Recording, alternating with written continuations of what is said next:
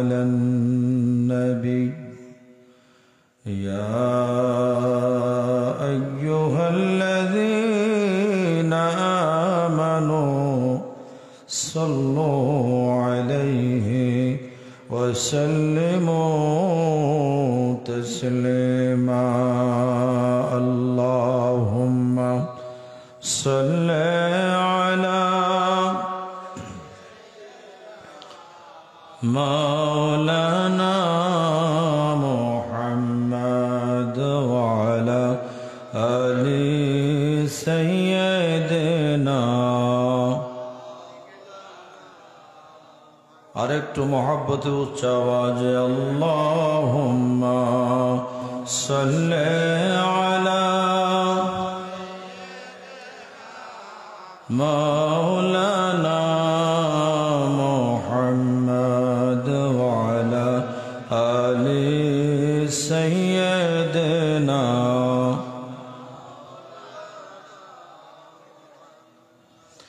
नदारम जुज तुमल जाए नदानम जुज तुमाए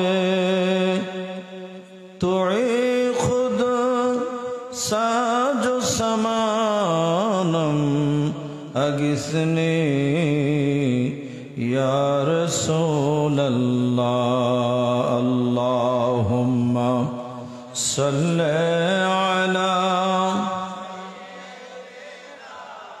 मौलाना मुहम्मद वअला आलि सय्यिदना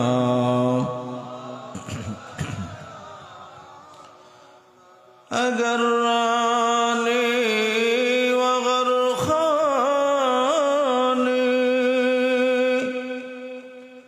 गुलाम मुअत सुल्तानी दिगर चीजे नमिदानम अगिसनी या रसूल अल्लाह अल्लाहुम्मा सल्ले अला जुरे मौलाना मुहम्मद वअला आलि सय्यिदना अल्लाह अल्लाह अल्लाह ला इलाहा एक साथे मोहब्बत अल्लाह अल्लाह अल्लाह ला इलाहा मौतेरी तूफान যখন আসিবে আমার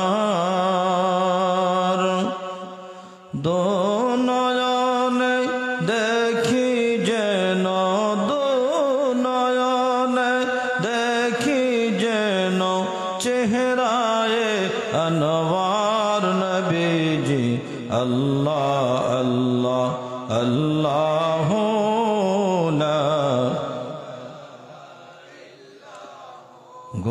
गुनहगारेर गुनाज़र नबी दरूदे अपनार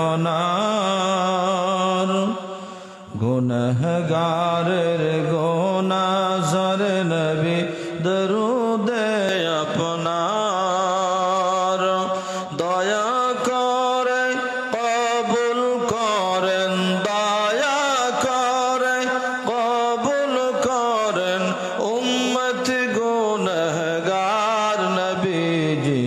अल्लाह अल्लाह अल्लाह ला इलाहा हो अल्लाह अल्लाह अल्लाह ला इलाहा ला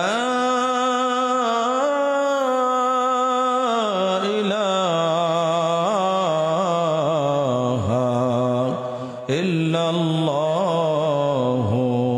मुहम्मदुर रसूलुल्लाह सल्लल्लाहु ताला अलैहि व आलिहि वसल्लम। बकारे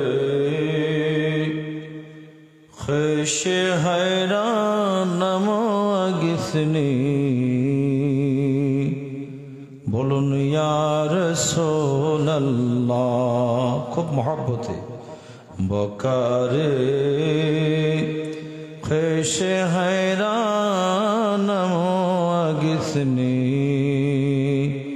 या रसूल अल्लाह। परेशानम परेशानम अगिसनी या रसूल अल्लाह। बकारे ख़ुश हैरानम अगिसनी या रसूल अल्लाह। महापवित्र ईद मिलादुन नबी सल्लल्लाहु अलैहि वसल्लम उद्यापन उपलक्षे ও হযরতুল আল্লামা হাফেজ আব্দুল কাইয়ুম শাহ রহমতুল্লাহ আলাইহির স্মরণে 12তম বার্ষিক ওরস মুবারকের মোহতারাম সভাপতি হযরত মাওলানা আব্দুল খালেক সাহেব, সাবেক আরবি শিক্ষক, মনোহরপুর ফাজিল ডিগ্রি মাদ্রাসা, মাহফিলের মেহমান আলা, আন্তর্জাতিক ইসলাম প্রচারক, বহু ধর্মীয় গ্রন্থের প্রণেতা, মেহমান গৌসে পাক শেখ শাহজাদা ডক্টর আহমদ পেয়ারা বাগদাদি আল কাদেরী রহমতুল্লাহ আলাইহির সুযোগ্য সাহেবজাদা আলহাজ শাহ সুফি গোলাম মোহাম্মদ কাউকাব আব্দুল কাদের কাউকাব আল কাদেরী, पीर साहेब कबला शाहपुर दरबार शरीफ, मेहमान खुसूसी अलहाज मोहम्मद अब्दुल सलाम सौदागर साहेब ও আমার আগে যিনি অত্যন্ত সুললিত কণ্ঠে চমৎকার আলোচনা উপহার দিয়েছেন, উদীয়মান তরুণ তেজস্বী বক্তা, বিশিষ্ট ইসলামী চিন্তাবিদ, সুমধুর কণ্ঠস্বর হযরত মাওলানা মমিনুল ইসলাম রাজাপুরী সাহেব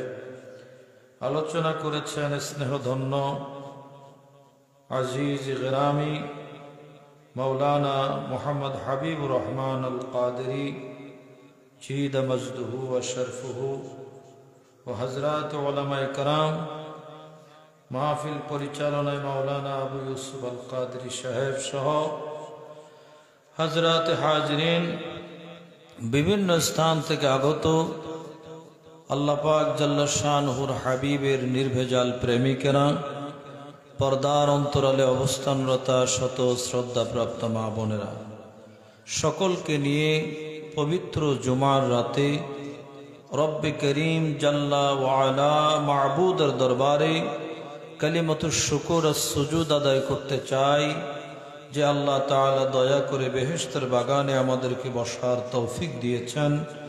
মহব্বতের সুরে সকলে উচ্চ আওয়াজে বলি আলহামদুলিল্লাহ। আর একটু ভালোবেসে বলুন আলহামদুলিল্লাহ। বলুন হামদান কাসীরান তাইয়িবান মুবারাকান ফীহি।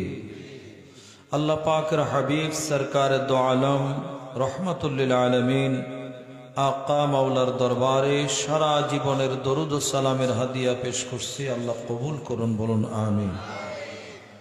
হাবিব নবী, নূরের নবী, কামলেওয়ালা নবী, রহমতুল্লিল আলমিন নবী, কুল কায়নাতের মালিক নবী, দো জাহানের কন্ডারি নবী, শফাআতের মালিক নবী, রহমতের নবীর উম্মত হতে পেরে আল্লাহর দরবারে আরেকবার হাসি মুখে শুকর আদায় করি, বলি আলহামদুলিল্লাহ। একটু হাসি দিয়ে বলেন আলহামদুলিল্লাহ। ওই হাসে না কেন? দুই একজন মুখটা হাসি দিয়ে আর দুই একজন বেজার। বেশি শীত তো পড়ে নাই, হ্যাঁ? একটু হাসি মুখে বলেন আলহামদুলিল্লাহ। সমস্ত নবীদের নবীর উম্মত হতে পেরেছি। আমরা খুশি না? খুশি হলে তো একটু হাসির চেহারা হওয়া উচিত, ঠিক কিনা? এই জন্য হাসি মুখে বলি আলহামদুলিল্লাহ, আর একটু বলি ইয়া রাসূলুল্লাহ, মোহাব্বতের সুরে ইয়া রাসূলুল্লাহ। আজকে জুমার রাত, দরুদ শরীফ পড়ার রাত, আমল করার রাত। আজকে রাতের মাহফিলের মূল্য অনেক বেশি, ঠিক কিনা? আমি নতুন একটা বিষয় আজকে আপনাদের সামনে তুলে ধরার চেষ্টা করব ইনশাআল্লাহ। আপনারা আছেন আমার সাথে? কে কে যাবেন একটু হাত তুলে দেখান তো। ও আচ্ছা, মানে হইতে পারে উনি ভাবতেছেন মনে হয় হুজুর হাত তুলতে কইলেই তুলতে হবে, কপালে যা আছে। অসুবিধা নাই। তাহলে আপনারা মোটামুটি তাবারুক আছে নি?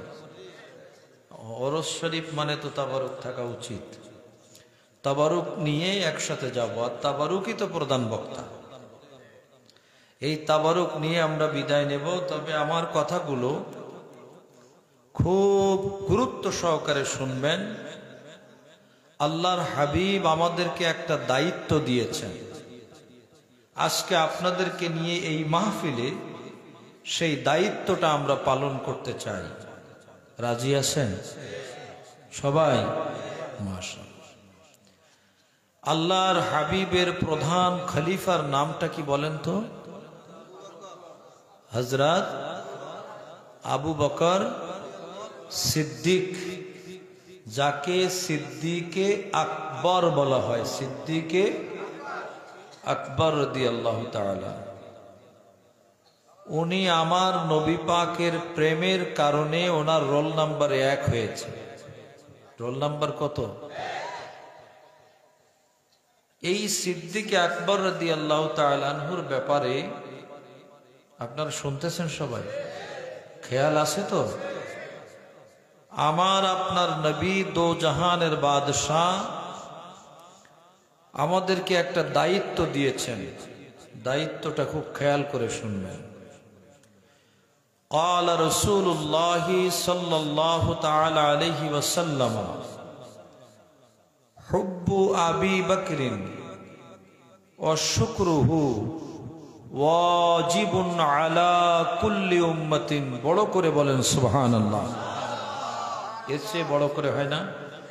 জোরে কোন সুবহানাল্লাহ। আরেকবার বলেন।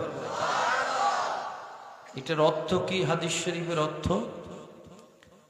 আমার নবী বলেন আমার আবু বকরের ভালোবাসা, আমার আবু বকরের কৃতজ্ঞতা শুকর আদায় করা আমার সমস্ত উম্মতের জন্য আমি নবী ওয়াজিব করে দিলাম। ওয়াজিবুন আলা কুল্লি উম্মাতিন, আমার যত উম্মত সমস্ত উম্মতের জন্য আমার আবু বকরের ভালোবাসা আমি নবী কি করে দিলাম? এই দুই একজন কইছে, সবাই কয় না। কি করে দিলাম? আবার বলেন। ওয়াজিব করে দিলাম। তাহলে সিদ্দিকে আকবরের ভালোবাসা আমাদের জন্য কি? আরেকবার, আরেকবার। মাস্টার মানুষ তো মাস্টারি করতেছি, মনে রাখতে হবে, সেজন্য 3 বার বললাম। একবার বললে মনে নাও থাকতে পারে। সাহাবায়ে কেরামের মধ্যে সিদ্দিকে আকবর রাদিয়াল্লাহু তাআলা আনহুর ভালোবাসা আমাদের জন্য ওয়াজিব, এই ঘোষণা দিলেন যিনি, তিনি রহমাতুল লিল আহা। তো একটু ওয়াজিব আদায় করি, ওয়াজ নসিহত তো প্রায় হচ্ছে, ওনাকে একটু ভালোবাসা দেখাবো আজকে। রাজি আছেন? কারণ উনি ওনার জীবনটা দিয়ে আমার নবীকে ভালোবেসে গেছেন। যেই সিদ্দিকে আকবরের ব্যাপারে কোরআনে করিমের মধ্যে আল্লাহ তাআলা মাত্র 23 খানা আয়াত নাজিল করেছেন। কয়খানা? চিন্তা করছেন? 23 খানা আয়াত একজনের ব্যাপারে নাজিল হয়েছে। কেন ওনার শানে আলোচনা করব? উনি এই মাসের, আরবি মাসের নামটা কি জানেন? স্টেজ থেকে দুই একজন আলেম ওলামা বলেছেন, কিন্তু ইংরেজি মাসের নাম কি? এটা সবাই পারে। হায় হায়, মুসলমান আরবিটা জানে না। আমি এক জায়গায় মাহফিলে জিজ্ঞাসা করেছিলাম আরবি মাসের প্রথম মাসের নাম কি? তো একজন আমাকে উঠে লাফ দিয়ে উঠে মাহফিলের মাঝখানে বলছে রমজানুল মুবারক। আমি তো বললাম, ভাই আপনি যে অ্যাকশনে বলছেন আসলে রমজান দিয়েই শুরু হওয়া উচিত ছিল। তারপরে আমি ওনাকে দাঁড় করাইয়া জিজ্ঞেস করলাম, বাইরে আরবি মাস গেল, ইংরেজি মাস কোন মাস দিয়ে শুরু? কয় জানুয়ারি। তাই আমি বললাম, বাইরে আপনি জানুয়ার মনে রাখছেন, জানুয়ার মনে রাখছেন, কিন্তু আরবিটা মনে নাই। কয় হুজুর কোন কি, যেই মাসে কোরআন নাজিল হয়েছে রমজান মাস, এইটা চেয়ে আবার বড় মাস হয় নাকি? আমি তো বড় মাস বলি না, আমি শুরু মাস বলেছি। কোনটা দিয়ে শুরু? ভাইরা আমার, আমরা জানি না, কিন্তু এই মাসের নাম হলো জামাদিউস সানি। এই মাসের 22 তারিখে, কত তারিখ? 22 তারিখে 13 হিজরিতে, কত হিজরি আপনারা জেনে নেন, এটা জানার দরকার আছে। 13 হিজরি 22 জামাদিউস সানি, 63 বছর বয়সে হযরতে সিদ্দিক আকবর রাদিয়াল্লাহু তাআলা আনহু দুনিয়া থেকে বিদায় নিয়েছিলেন এই মাসে। তো এই মাসে গৌসে পাকের গিয়ারবি শরীফের মাস আসলে আমরা স্মরণ করি, গরিব নওয়াজের ফাতিহা শরীফ, রজব শরীফ আসলে স্মরণ করি, দয়াল নবীর পবিত্র রবিউল আউয়াল শরীফ আসলে ঈদে মিলাদুন নবী করি। আজকে একটু আমরা হুজুর সিদ্দিক আকবরের শানে কিছু শুনতে চাই। রাজি আছেন আপনারা? তাহলে আমাদের উপর থেকে ওয়াজিবটা আদায় হবে, ওয়াজিবটা আদায় হবে। যার ব্যাপারে আল্লাহ কোরআন শরীফে বলেছেন, আমার সাথে একটু জবান খুলে পড়ুন, বিসমিল্লাহির রাহমানির রাহিম, মুহাম্মাদুর রাসূলুল্লাহ ওয়াল্লাযীনা মা'আহু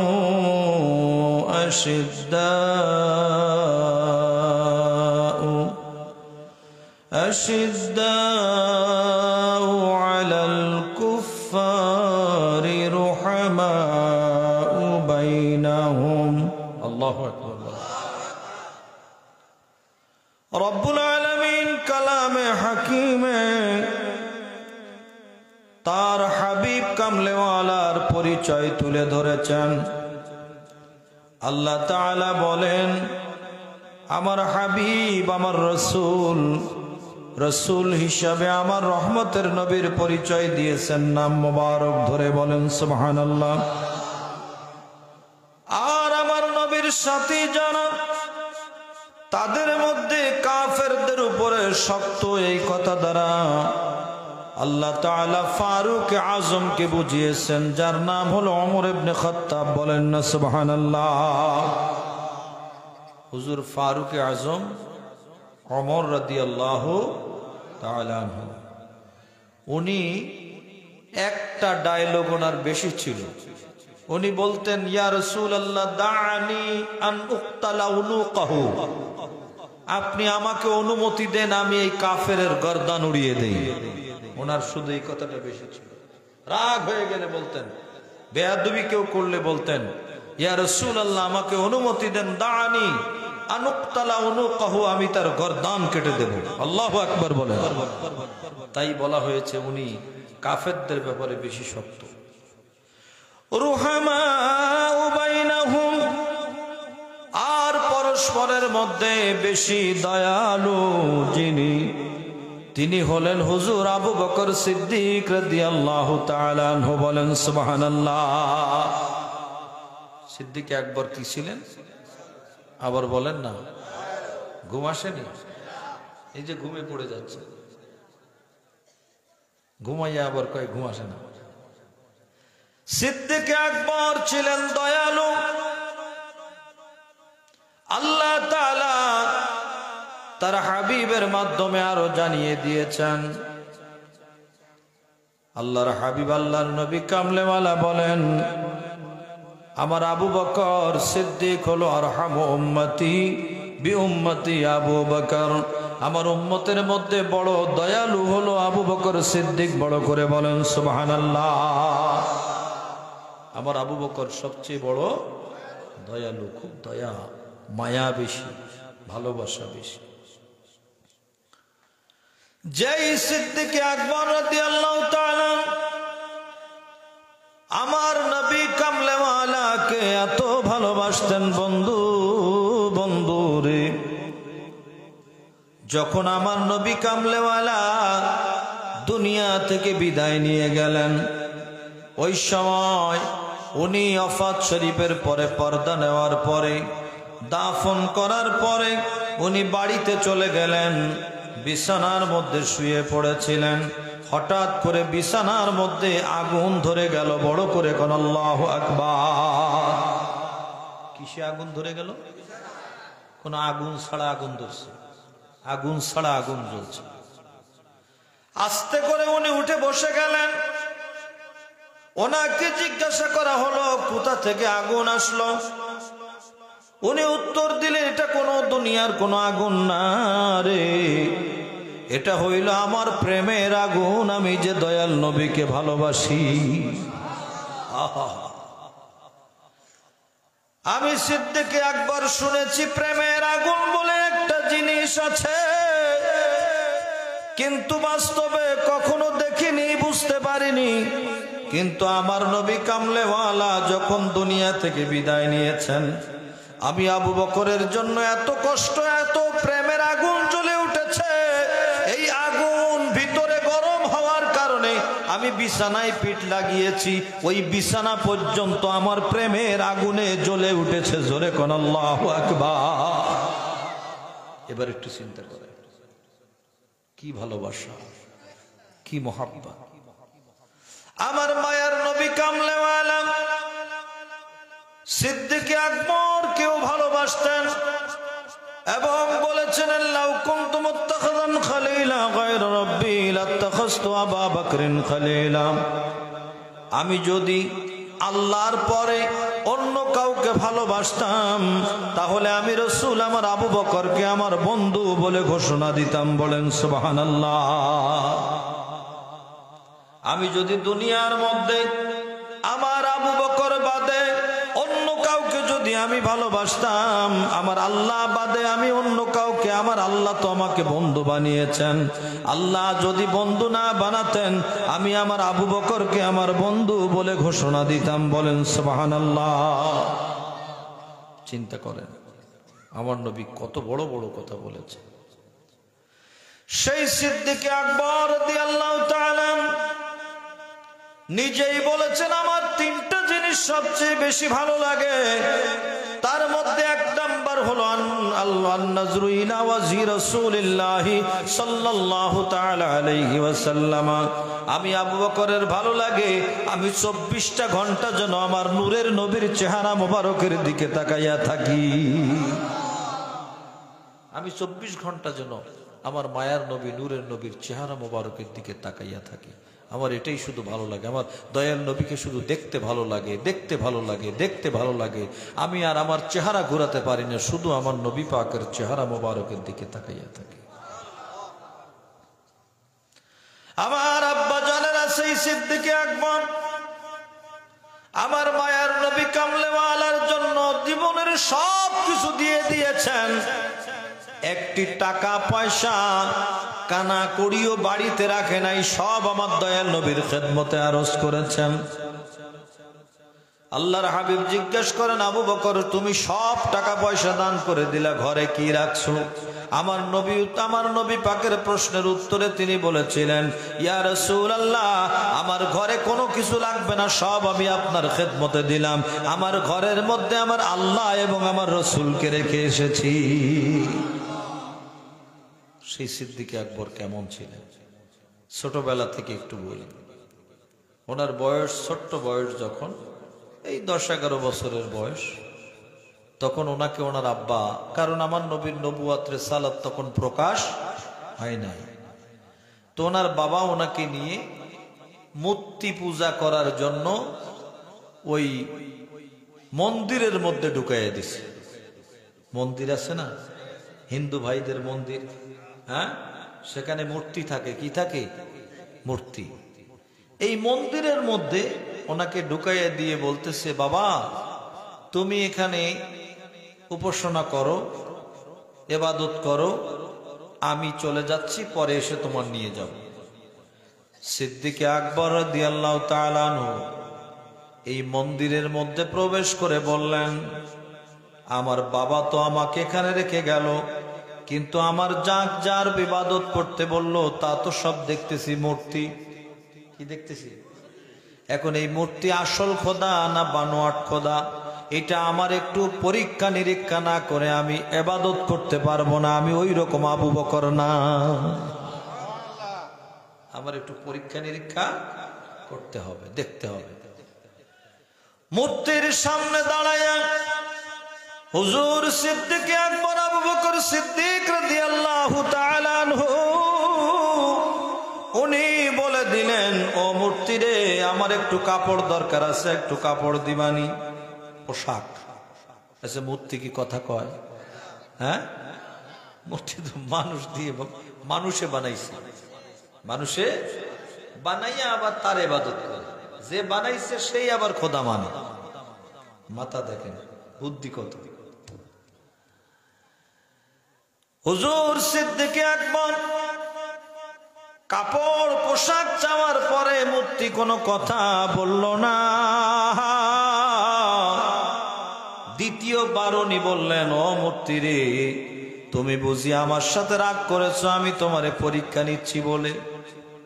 রাগ করো না, রাগ করো না, আমার পেটে খুব ক্ষুধা লাগছে, আমার একটু খাবার দাও। দ্বিতীয় প্রশ্ন, আমার একটু খাবার দাও। খেয়াল করে শুনেন, কথাগুলো মজা লাগবে। খাবার দাও। এখন মূর্তি কি কথা বলবে? খাবার দিবে, নিজেও খাইতে পারে না, আরেকজনে খাওয়াবে কেমনে? হ্যাঁ, এখন মূর্তি কোনো খাবার দেয় না, কথাও বলে না। মূর্তি কথা বলে না, খাবার দেয় না। তখন সিদ্দিক আকবর তৃতীয় সিদ্ধান্ত নিলেন যে মূর্তির সাথে এবার আমি ফাইট করব। কি করব? ফাইট, বুঝেন তো, মারামারি। দেখি কি করে। বড় একখান পাথর হাতের মধ্যে নিয়ে সিদ্দিক আকবর বলে, ও বড় মূর্তি, তোমার সাথে আমার এখন কথা আছে। বড় মূর্তিরা পাথরটা হাতে নিয়ে উনি বললেন, আমার কাপড় দিলা না, খাবার দিলা না, আমার সাথে কথাও বললা না, তুমি এত রাগ আমার উপরে। তবে একটা কথা শুনে রেখে দাও, আমি তোমাকে এই পাথর দিয়ে তোমার মাথার মধ্যে আঘাত করব। তুমি যদি দাবিতে সত্য হয়ে থাকো, আত্মরক্ষা করো, নিজেকে বাঁচাও, এবার তোমারে দেখব। বড় পাথর নিয়ে ধাম করে মাইরা দিছে।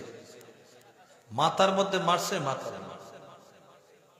মাথা এই মাটির মাথা ভেঙে পড়ে গেছে। এখন নিজেরা আত্মরক্ষা করতে পারলো না। এই যখন হয়ে গেল, বন্ধুরে,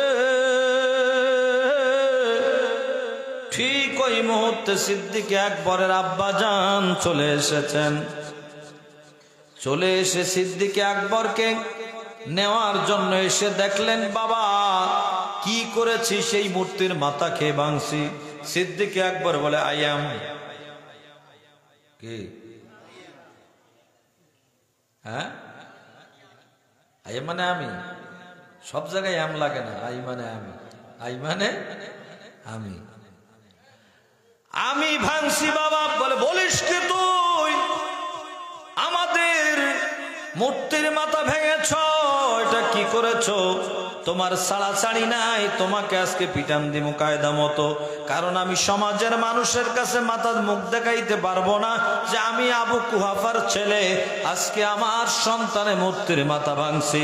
এটা জবাব দেওয়া যাবে না সমাজের কাছে। আয় তোরে বাড়ি নিয়ে আমি আজকে শাসন করব। আওয়াজ দিয়ে বলেন নাউযুবিল্লাহ।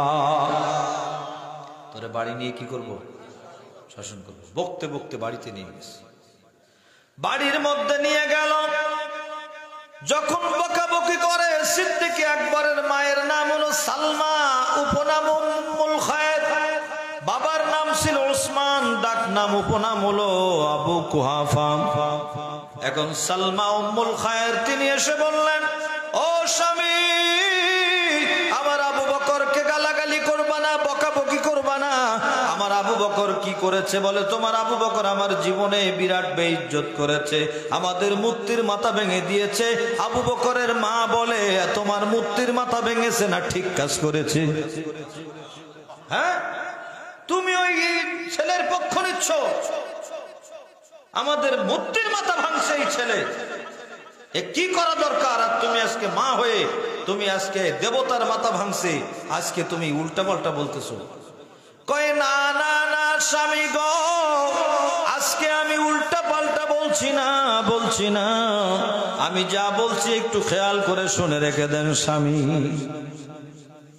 আপনার এই ছেলে আমার কলিজার টুকরা আবু বকর যখন দুনিয়াতে আসে, তখন আমি এমন কিছু খোঁজ খবর পেয়েছি, যেই খোঁজ খবরের উত্তরে আজকে আমি বলবো, আমার সন্তান কখনো পূজা করতে পারে না। মহব্বতে বলেন সুবহানাল্লাহ। মায়ে বলে আমার ছেলে পূজা করতে পারে, আমার ছেলে পূজা করতে পারে না। কেন? কয় শোনো আমার স্বামী, এই ছেলে যখন আমার রেহেম থেকে দুনিয়াতে আসে, যখন ডেলিভারি হয়, যখন এই ছেলে দুনিয়াতে আসে, প্রসবের সময়, ডেলিভারির সময় আমি আসমান থেকে একটা আওয়াজ শুনতে পেয়েছি। মহব্বতে বলেন আল্লাহু আকবার। আমি একটা আওয়াজ শুনতে পেয়েছি, মালিক রব্বুল আলামিন কুদরতি কণ্ঠে আমাকে আওয়াজ দিয়ে জানিয়ে দিয়েছেন, ও আবু বকরের মা, তুমি বড় ভাগ্যবান, তোমার কপাল অনেক ভালো। বলেন সুবহানাল্লাহ। তুমি বড় ভাগ্যবান, তোমার নসিব ভালো, তোমার কপাল ভালো। কারণ যেই ছেলে তোমার দুনিয়ায় ভূমিষ্ঠ হতে যাচ্ছে, এই ছেলের নামখানা আমি আল্লাহ তাআলা আমার আরশে আজিমের গায়ে লিখে রেখেছি। বলেন সুবহানাল্লাহ। শুধু তাই না, এই ছেলের কি নাম লিখেছি? এই ছেলে আমার হাবিব কামলেওয়ালা দুনিয়ায় শুভাগমনের পরে আমার হাবিব কামলেওয়ালার 1 নম্বর খলিফা হবে। বড় করে কোন আল্লাহু আকবার। আল্লাহ ইয়া রাসূলুল্লাহ জিন্দাবাদ, জিন্দাবাদ।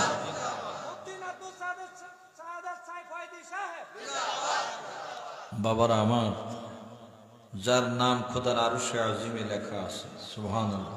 কি বলে লেখা? তিনি হাবিবুল্লাহ নবীর 1 নম্বর খলিফা হবে। সুবহানাল্লাহ। সিদ্দিক আকবরের মা বলেন, খবরদার স্বামী, আর কথা বলবেন না। তিনি এই কথা শুনে মাথা নত করলেন, আর কথা বললেন না। সিদ্দিক আকবর শুধু দামি তা নয়, ওনার আব্বা জানো আমার নবীর সাহাবী হয়েছিলেন। সুবহানাল্লাহ বলেন। সিদ্দিক আকবর সাহাবী, সিদ্দিক আকবরের বাবা সাহাবী, সিদ্দিক আকবরের ছেলে সাহাবী, সিদ্দিক আকবরের নাতিও সাহাবী। বলেন সুবহানাল্লাহ। 4 পুরুষ সাহাবী। কয় পুরুষ? তিনি, তেনার বাবা, তেনার ছেলে, তেনার নাতি, 4 পুরুষ আমার নবীর সাহাবী। এটা অন্য কারোর ব্যাপারে পাওয়া যায় না। গভীর মনোযোগ পায়রা আমার, সেই সিদ্দিক আকবর কত মূল্যবান, কত দামি, আল্লাহর হাবিবের 1 নম্বর সাহাবী। একটু শোনেন, উনি, ওনার একটা অভ্যাস ছিল, উনি গাছতলায় একটা বড় গাছের নিচে একা একা বসে থাকতেন, অন্য কারোর সাথে যে আড্ডা দিতেন না। বিভিন্ন জায়গায় যে দুষ্টামি করতেন না, উনি ছোটবেলা থেকে একটা গাছের নিচে বসতেন মহব্বতে, বলেন সুবহানাল্লাহ। ওই অভ্যাসটা ওনার ছিল, ওই অভ্যাসটা ওনার ছিল। হঠাৎ করে ওই গাছের নিচে যখন বসে আছেন, উনি দেখতে পেলেন বিরাট গাছের একটা বড় ডাল উপর থেকে আস্তে আস্তে আপনা আপনি গাছের ডাল নিচের দিকে নেমে আসতেছে। আর একটু মহব্বতে, গাছের ডাল কি এমনি এমনি নামে নাকি? ভেঙে চুরে পড়ে যদি বৃষ্টি হয়, বড় ধরনের ঝড় হয়, হ্যাঁ, ঝড় ঝঞ্ঝা হলে তখন হয়, কিন্তু ঘূর্ণিঝড় হলে ভেঙে যায় গাছের ডাল, কিছুই না।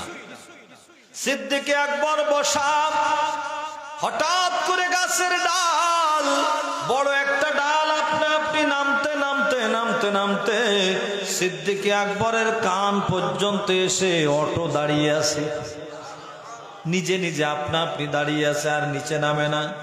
ওই গাছের ডাল কানের কাছে আসলে সিদ্দিক আকবর অবাক হয়ে গেলেন, কি হলো, গাছের ডাল কেমনে করে আমার কানের কাছে নেমে আসলো? উপরেও যায় না, নিচেও যায় না। ওই গাছের ডাল হঠাৎ করে জবান খুলে সিদ্দিক আকবরকে সালাম দিল। গাছের ডালে কি দিল? সালাম দিল। গাছের ডাল সালাম দিয়ে সিদ্দিক আকবরকে বলতে লাগলো, আবু বকর, অনেক দিন তো তুমি আমি গাছের নিচে বসে আছো, তোমার সাথে আমার একটা পরামর্শ, একটা যুক্তি, আমি ওই পরামর্শ করার জন্য গাছ ছেড়ে তোমার নিচে, তোমার কাছাকাছি চলে এসেছি, তোমার কানের কাছে চলে এসেছি। ও আবু বকর শোনো, কয়েকদিনের মধ্যে রাহমাতুল লিল আলামিনের নবুয়ত এবং রিসালাতের প্রকাশ হয়ে যাবে। ও আবু বকর, তুমি দেরি করো না, দেরি করো না। যেদিন নবুয়ত ও রিসালাতের প্রকাশ হয়ে যাবে, ওই দিনেই তুমি হাবিবে কিবরিয়ার সামনে হাজির হয়ে যাবে। রহমতের নবীর দরবারে হাজির হওয়ার সাথে সাথে 1 নম্বরে তুমি ইসলাম গ্রহণ করবে। আমি গাছ তোমাকে আজকে বলে যাচ্ছি।